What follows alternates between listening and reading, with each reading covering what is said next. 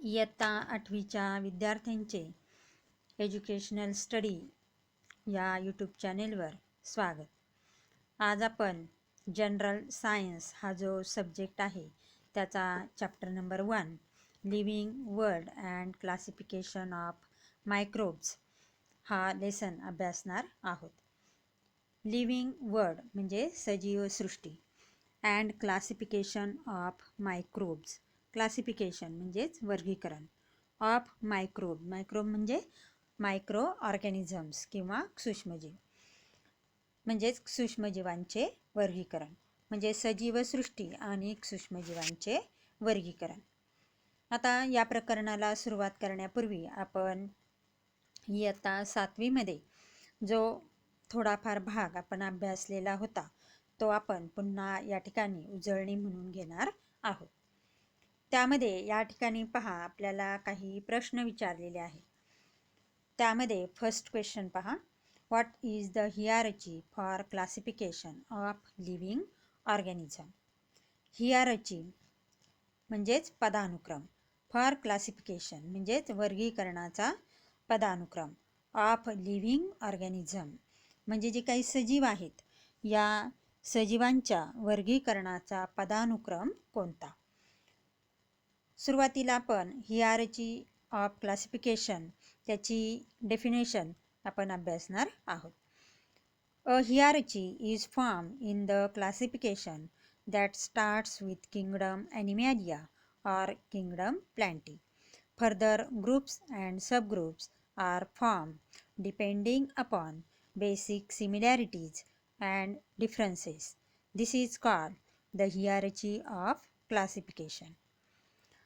आता वर्गीकरणाचा हा जो पदानुक्रम आहे तर याच्यामध्ये ह्या पदानुक्रमामध्ये काही घटकांचा समावेश होतो. म्हणजे हा पदानुक्रम जर आपण पाहिला तर त्यामध्ये kingdom, phylum, class, order, family, genus and species यांचा समावेश होतो.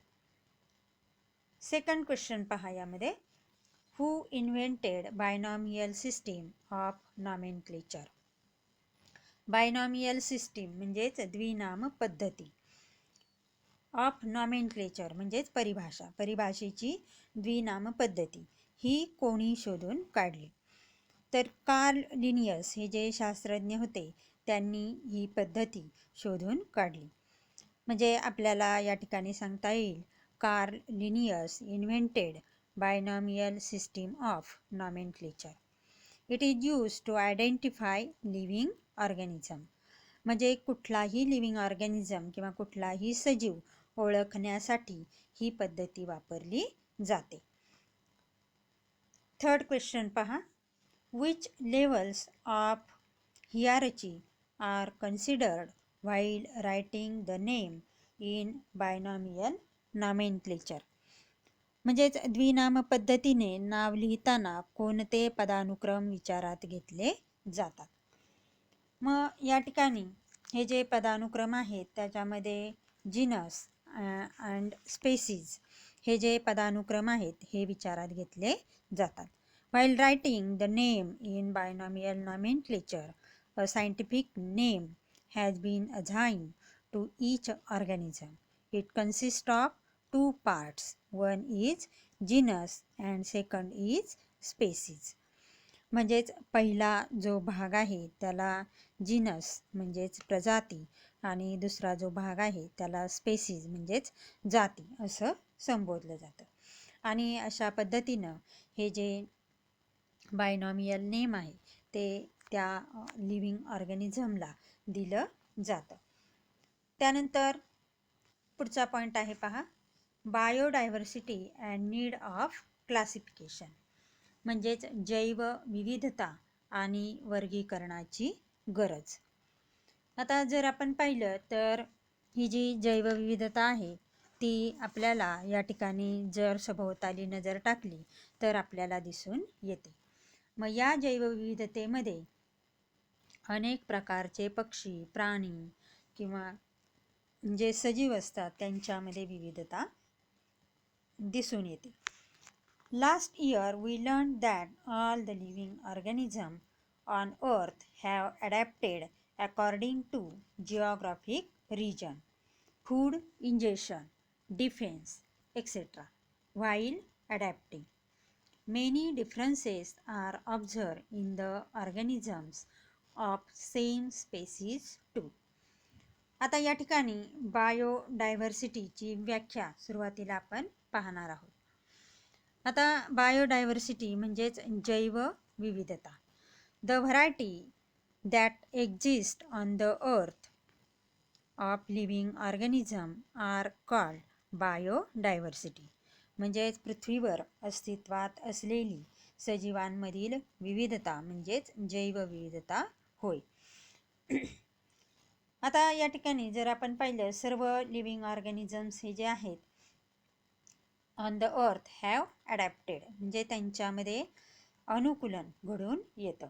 According to geographic region. Geographic region म्हणजेच भौगोलिक भाग किंवा भौगोलिक प्रदेश जो आहे, तर त्याच्यानुसार त्यांच्यामध्ये अनुकूलन होताना दिसतं. मग या ठिकाणी जर आपण पाहिलं तर ही सजीवांमध्ये असणारी जी विविधता आहे, तर त्यांच्यामध्ये आपल्याला या जे सजीव पृथ्वीवर अस्तित्वात आहेत त्यांच्यामध्ये अनुकूलन आढळते. अकॉर्डिंग टू जिओग्राफिक रिजन म्हणजेच भौगोलिक प्रदेश. त्यानंतर फूड इंजेक्शन म्हणजेच अन्नग्रहणाची पद्धती किंवा अन्नग्रहण. डिफेन्स म्हणजे संरक्षण. यांच्यामध्ये किंवा ह्या कारणांनी अनुकूलन झालेले आढळते. या ठिकाणी जे काही ॲडॅप्टेशन आहे हे लिव्हिंग ऑर्गॅनिझममध्ये आपल्याला दिसून येते. Many differences are observe in the organisms of same species too. म्हणजे एकाच जातीतल्या जरी ते सजीव असले तरीसुद्धा त्यांच्यामध्ये बराचसा फरक झालेला दिसून येतो. म्हणजेच अनुकूलन साधताना जे सजीव असतात त्या सजीवांमध्ये अनेक बदल झालेले दिसून येतात. According to 2011 census, around 87 million species of living organisms are found on the earth, including land and sea. म्हणजेच 2011च्या गणनेनुसार, सेन्सस म्हणजेच गणना, 2011च्या गणनेनुसार around 87 million species of living organism म्हणजेच पृथ्वीवर असणारे जे काही सजीव आहेत त्यांच्या सर्व मिळून 87 दशलक्ष जाती या ज्ञात आहेत. म्हणजेच ह्या आढळून आलेल्या आहेत. इन्क्लुडिंग लँड अँड सी, जमिनीवर तसेच समुद्रामध्ये या लिव्हिंग ऑर्गॅनिझमच्या 87 दशलक्ष जाती या दिसून आलेल्या आहेत किंवा आढळून आलेल्या आहेत. To study such a vast number it was essential to divide them into groups. म्हणजेच या ठिकाणी या सजीवांचा अभ्यास करण्यासाठी, म्हणजे हे जे सजीव आहेत हे व्हास्ट नंबर आहेत म्हणजेच प्रचंड संख्येने आहेत. It was essential to divide them into groups म्हणजेच जास्त संख्येने असल्यामुळं त्यांचं गटामध्ये विभागणी करणं गरजेचं झालं होतं. So groups and subgroups were created considering the similarities and differences among the living things किंवा लिव्हिंग ऑर्गॅनिझम. म्हणजे या ठिकाणी त्यांचे गट आणि उपगट या ठिकाणी तयार केले गेले. कशाच्या आधारे? Considering the similarities and differences म्हणजेच त्यांच्यामध्ये असणारं साम्य किंवा फरक हे लक्षात घेऊन, म्हणजे त्यांच्यामध्ये असणारा सारखेपणा असेल किंवा त्यांच्यामध्ये असणारा फरक असेल हे सर्व लक्षात घेऊन त्यांचे गट आणि उपगट करण्यात आले. This process of dividing living organism into groups and subgroups are called biological classification. मग ही जी पद्धती आहे तर की जिच्यामध्ये हे जे काही लिव्हिंग ऑर्गॅनिझम्स आहेत ते गटांमध्ये किंवा उपगटांमध्ये विभागले गेले त्यालाच बायोलॉजिकल क्लासिफिकेशन म्हणजेच जैविक वर्गीकरण असे म्हणतात. म्हणजे थोडक्यात ही जी प्रक्रिया आहे, प्रोसेस म्हणजे थोडक्यात प्रक्रिया, सजीवांचे गट आणि उपगट बनवण्याची ही जी प्रक्रिया आहे हिला जैविक वर्गीकरण असे म्हणतात. आता या ठिकाणी आपल्याला जर बायोलॉजिकल क्लासिफिकेशनची डेफिनेशन लिहायची असेल तर या ठिकाणी धिसच्या ऐवजी काय लिहायचे, द. पहा, the process of dividing living organism into groups and subgroups is called biological classification. अशा पद्धतीने आपण जैविक वर्गीकरणाची व्याख्या लिहू शकतो. पुढचा पॉईंट आहे पहा, इन हिस्ट्री म्हणजे इतिहासात डोकावताना. Carl Linnaeus in 1735 divided living world in two kingdom.